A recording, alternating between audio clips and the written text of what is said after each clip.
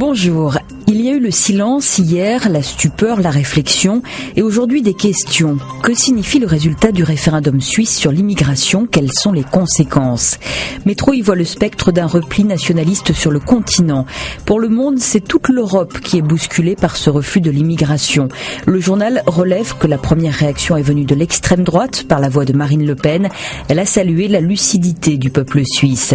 Cette courte majorité remet en tout cas en cause la relation entre la Suisse et l'Union européenne.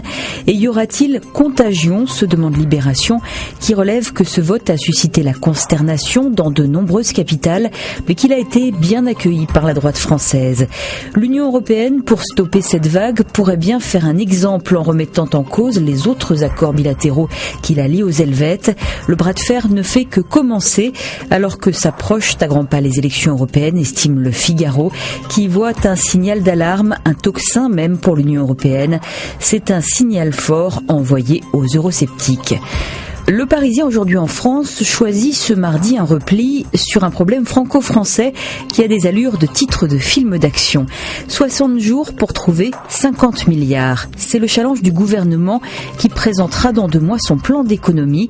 L'objectif est énorme, il ne suffira pas de s'attaquer aux niches fiscales ou aux commissions inutiles. Ça risque de faire vraiment mal au niveau des aides et services publics. L'aide au logement serait ainsi dans le collimateur. Mais qui dit coupe budgétaire dit conséquences. C'est ce que semble rappeler Le Figaro dans ses pages économiques. L'apprentissage, ainsi, est en panne. Les entrées en formation ont chuté de 8% en 2013, mais il faut dire que l'État avait réduit de 20% ses aides.